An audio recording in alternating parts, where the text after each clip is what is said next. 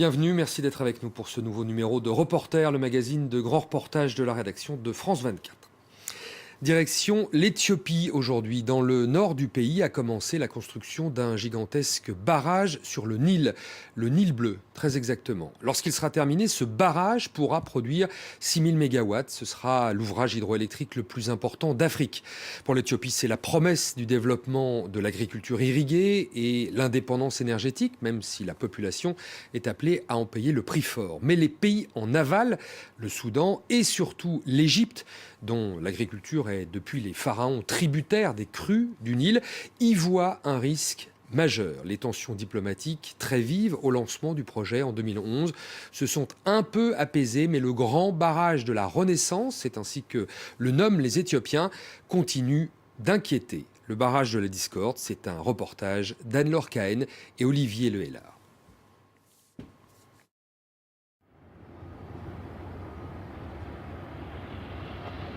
Une tranchée gigantesque dans la vallée du Nil.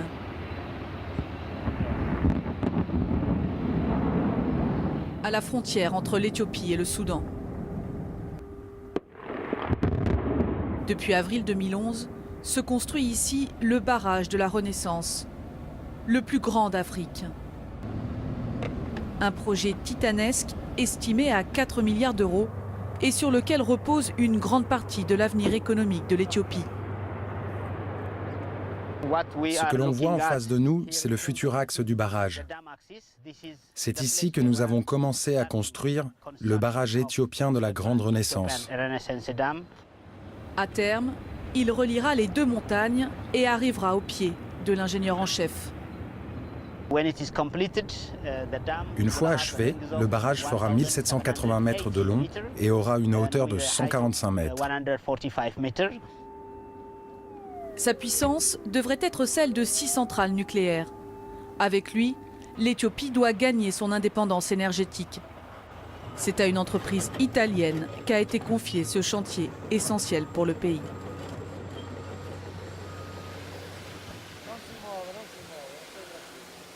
Bonjour. Bonjour. Comment allez-vous? Tout se passe bien? Oui, tout se passe bien. Vous coulez du ciment? Oui. Vous avez bien progressé ces derniers jours. L'expression de cet ouvrier italien en dit long. Le chantier a pris du retard, un retard de plusieurs années sur le programme initial. Principal obstacle, l'Éthiopie doit financer seule son barrage. Aucune institution internationale n'a voulu apporter son aide au pays, car le projet est contesté. Il ne va pas seulement apporter à l'Éthiopie une nouvelle puissance économique, il va aussi lui donner le contrôle du Nil. Et cela inquiète les pays en aval. L'Égypte surtout, dont toute l'agriculture et la quasi-totalité des réserves en eau dépendent du fleuve. Mahmoud Abou Zeid a été ministre de l'eau dans le gouvernement de Mohamed Morsi. Il est aujourd'hui président du Conseil arabe de l'eau. On peut illustrer ce barrage comme un robinet que l'on peut fermer ou ouvrir selon le bon vouloir de l'Éthiopie.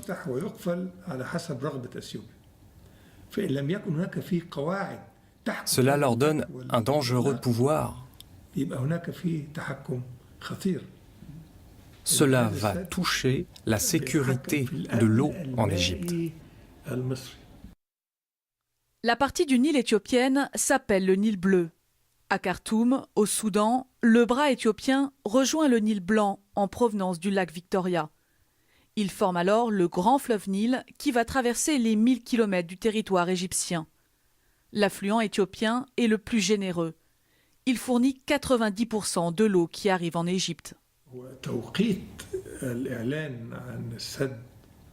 Le moment où l'Éthiopie a annoncé ce projet nous pousse à avoir peur. L'annonce a été faite pour la première fois au mois d'avril 2011, soit juste après le début de la révolution égyptienne. Je pense que l'Éthiopie a profité que l'Égypte avait d'autres préoccupations pour démarrer la construction du barrage. Pour prendre la mesure de cette crainte des Égyptiens d'être à la merci de l'Éthiopie, il suffit de se souvenir d'un des incidents diplomatiques les plus importants de ces dernières années entre les deux pays. Nous sommes en 2013, les frères musulmans sont encore au pouvoir. Le président Mohamed Morsi est en réunion avec ses ministres, une réunion retransmise en direct à la télévision, mais à l'insu des ministres, qui évoquent le barrage de la Renaissance.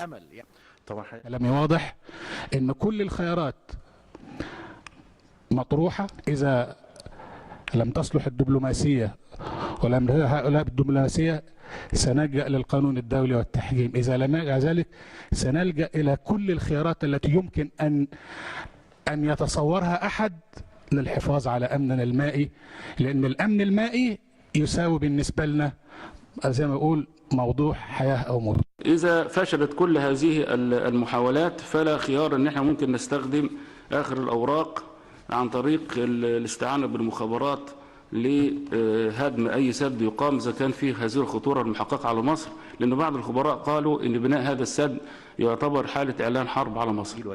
La réunion est soudainement interrompue par le président. لو بيقول لي اجتماع مذاع على الهواء فانا ما عنديش خطه سريه ولا حاجه انا ما عنديش خطه سريه. Rire gêné. Depuis, l'Égypte a présenté ses excuses et changé de gouvernement.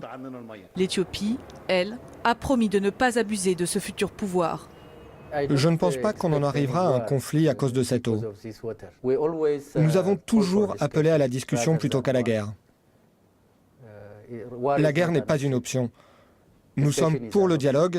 L'Éthiopie respecte 4 principes. Le premier est celui du partenariat gagnant-gagnant. Le deuxième est l'utilisation équitable et raisonnable des ressources. Le troisième est de ne pas causer de dommages aux pays en aval. Le dernier est la coopération. Nous croyons en la coopération. Mais l'avènement de ce barrage risque de prendre du temps. Le pays doit en effet s'en remettre à sa seule population pour financer le chantier. Et malgré une croissance économique exceptionnelle autour de 10% depuis une décennie, plus d'un quart des Éthiopiens vivent toujours sous le seuil de pauvreté. Ce jour-là, à Sadja, à plus de 1000 km du barrage, une fête est organisée. Le village entier se rassemble pour féliciter ses fonctionnaires. Ils ont été vivement encouragés à accepter qu'une partie de leur salaire soit prélevée pour financer le chantier. Aujourd'hui, on leur remet leur obligation d'État, preuve de leur générosité. Ce sont des obligations pour le barrage de la Grande Renaissance. Il y en a de 50 birres, 400 birres ou 2000 birres. Le montant varie selon les moyens des donateurs. Certains fonctionnaires ont donné 3000, voire 4000 birres. Jusqu'à 4000 birres, soit près de 200 €. C'est plus de 4 fois le salaire moyen en Éthiopie. Ces rassemblements ont pour but d'encourager tous les villageois à suivre l'exemple et à donner eux aussi pour le barrage. Si de nombreux citoyens sont prêts à un tel sacrifice, c'est que dans ce pays, marqué par 30 ans de communisme, la pression de la société est énorme.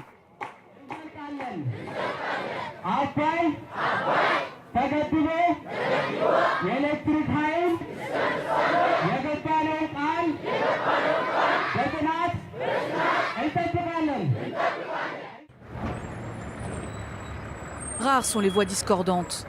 Serkalem, propriétaire d'un petit salon de coiffure d'Addis Abeba, est une exception.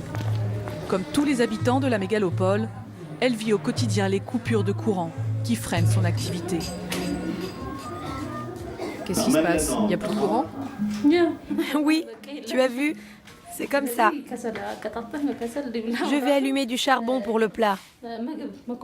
On était en train de préparer des macaronis pour le déjeuner, mais s'il n'y a plus de courant... Vous voyez, la nourriture n'est même pas cuite. La promesse d'une électricité abondante et la fin des coupures devraient la réjouir. Mais elle ne supporte pas la pression de l'État pour lui soutirer l'argent qui manque au barrage.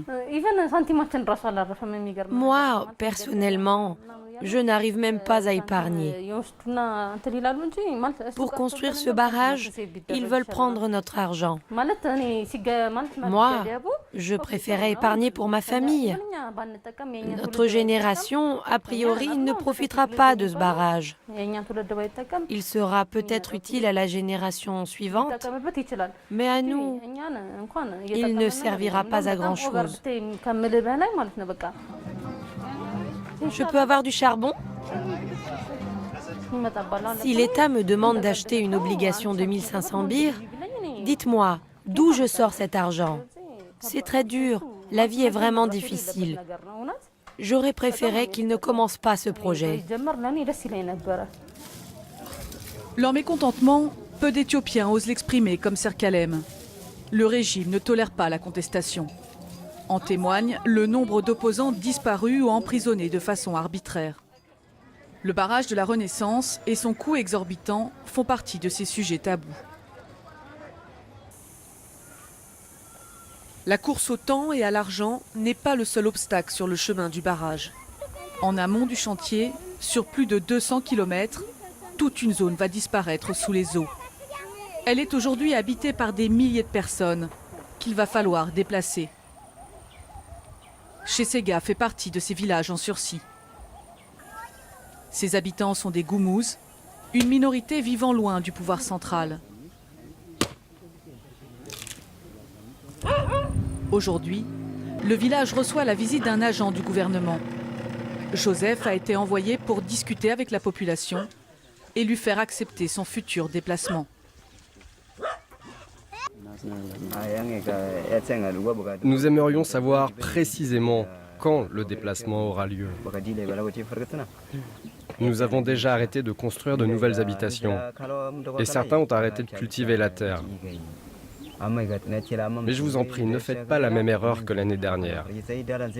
Parce que si tout le monde arrête de cultiver, ça risque de provoquer de graves famines.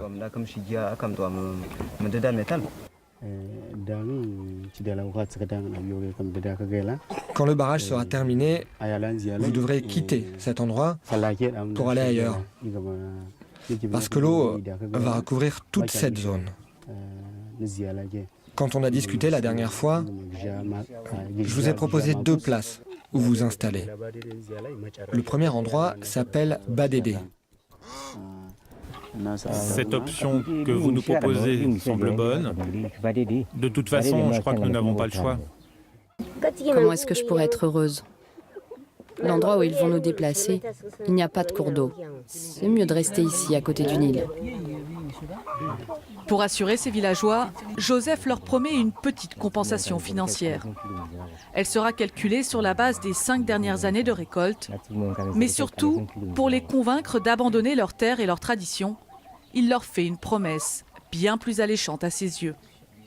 Les gens se posent beaucoup de questions, notamment sur l'accès à l'eau potable, à l'électricité, au téléphone. Oui, ils se posent beaucoup de questions. Là-bas, je leur dis qu'ils vont bénéficier de tout le confort moderne.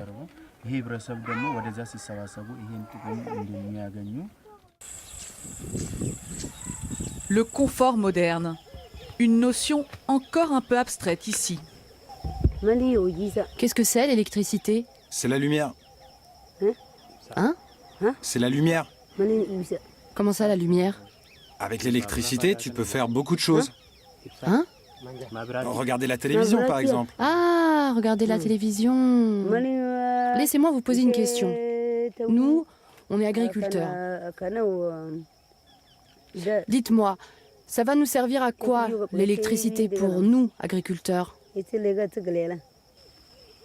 La disparition programmée de leur village signera la fin de leur mode de vie ancestral. Pour ces populations, le barrage de la Renaissance est la fin de tout un monde.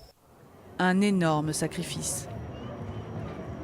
À ce jour, impossible de savoir combien de personnes ont été déplacées, ni combien d'argent a été récolté lors des souscriptions publiques. Ce qui est certain, c'est que le projet pèse lourd sur la population d'un des pays les plus pauvres du continent africain. Nous sommes ici, tous réunis aujourd'hui, pour discuter du financement du barrage de la Grande Renaissance, actuellement en construction sur le Nil. Moi, Avec ce que je possède, j'ai acheté une obligation de 500 billes. Moi aussi j'en ai acheté. J'ai même les obligations dans la main. Jusqu'à la fin de la construction de ce barrage, il ne faut pas hésiter à participer à son financement. Les habitants de notre district ont décidé que s'il le fallait, on vendrait nos propriétés et même nos vêtements. On doit tous se mobiliser. Avant de voir enfin l'aboutissement de ce formidable développement promis par le gouvernement, les Éthiopiens vont encore devoir s'armer de courage.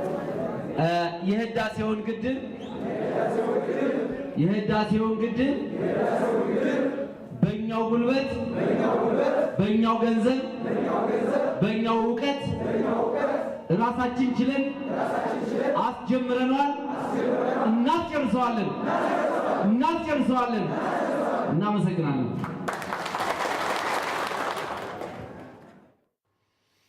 Voilà pour ce barrage de la Renaissance dont la première pierre a été posée en 2011 et que les Éthiopiens entendent bien terminer normalement dans 2 ans. À noter que les pourparlers diplomatiques se poursuivent pour évoquer l'impact de l'ouvrage sur les pays en aval. Le ministre égyptien de l'Irrigation et de l'Eau était à Khartoum ces derniers jours pour rencontrer ses homologues soudanais et éthiopiens. C'est la fin de cette émission. Merci de l'avoir suivi. On se retrouve la semaine prochaine pour un nouveau numéro de Reporter sur France